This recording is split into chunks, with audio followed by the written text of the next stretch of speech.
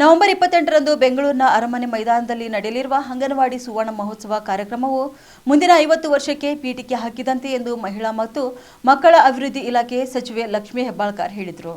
ಬೆಂಗಳೂರಿನಲ್ಲಿ ನವೆಂಬರ್ 28ರಂದು ನಡೆಯಲಿರುವ ಐಸಿಡಿಎಸ್ ಸುವರ್ಣ ಮಹೋತ್ಸವ ಅಕ್ಕಪಡೆ ಲೋಕಾರ್ಪಣೆ, ಗೃಹಲಕ್ಷ್ಮಿ ಬ್ಯಾಂಕ್ಗೆ ಚಾಲನೆ ಕುರಿತು ಬೆಂಗಳೂರು ಗ್ರಾಮಾಂತರ ಜಿಲ್ಲೆಯ ದೇವನಹಳ್ಳಿ ತಾಲೂಕಿನ ಬೀರಸಂದ್ರದ ಜಿಲ್ಲಾಡಳಿತ ಭವನದಲ್ಲಿ ನಡೆದ ಜಿಲ್ಲಾ ಮಟ್ಟದ ಪೂರ್ವಭಾವಿ ಸಭೆಯಲ್ಲಿ ಮಾತನಾಡಿದ ಅವರು, ಅಂದಿನ ಐತಿಹಾಸಿಕ ಕಾರ್ಯಕ್ರಮದಲ್ಲಿ ಬೆಂಗಳೂರು ಗ್ರಾಮಾಂತರ ಜಿಲ್ಲೆಯಿಂದ ಸಾವಿರಾರು ಸಂಖ್ಯೆಯಲ್ಲಿ ಮಹಿಳೆಯರು ಭಾಗವಹಿಸಬೇಕು ಎಂದು ಮನವಿ ಕೂಡ ಮಾಡಿದ್ದಾರೆ.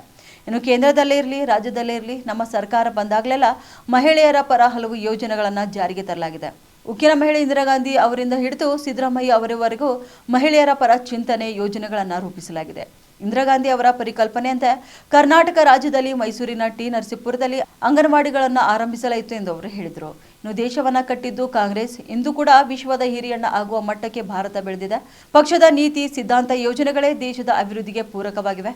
ಕಾಂಗ್ರೆಸ್ ಎಂದರೆ ಜನರ ಪರ, ಮಹಿಳೆಯರ ಪರ ಎಂದು ಅವರು ಹೇಳಿದ್ದಾರೆ. ಬೆಂಗಳೂರು ಗ್ರಾಮಾಂತರ ಜಿಲ್ಲೆಯಲ್ಲಿ 2,18,00,000 ಗೃಹಲಕ್ಷ್ಮಿ ಯೋಜನೆಯ ಫಲಾನುಭವಿಗಳಿದ್ದು ಇದುವರೆಗೂ 900 ಕೋಟಿ ರೂಪಾಯಿ ಸಂದಾಯವಾಗಿದೆ ಎಂದು ಅವರು ಹೇಳಿದ್ದಾರೆ. ಮುಂದಿನ ವಾರ 3 ದೊಡ್ಡ ಯೋಜನೆಗಳನ್ನು ಜಾರಿಗೆ ತರಲಾಗುತ್ತದೆ. ಇನ್ನು ಒಂದು ಅಕ್ಕಪಡೆ ಅಂಗನವಾಡಿ ಕೇಂದ್ರಗಳಲ್ಲಿ ಎಲ್ಕೆಜಿ, ಯುಕೆಜಿ ಆರಂಭದ ಜೊತೆಗೆ ಮಹಿಳೆಯರಿಗಾಗಿ ಗೃಹಲಕ್ಷ್ಮಿ ವಿವಿಧೋದ್ದೇಶ ಸಹಕಾರ ಸಂಘವನ್ನು ಲೋಕಾರ್ಪಣೆ ಮಾಡಲಾಗುತ್ತದೆ.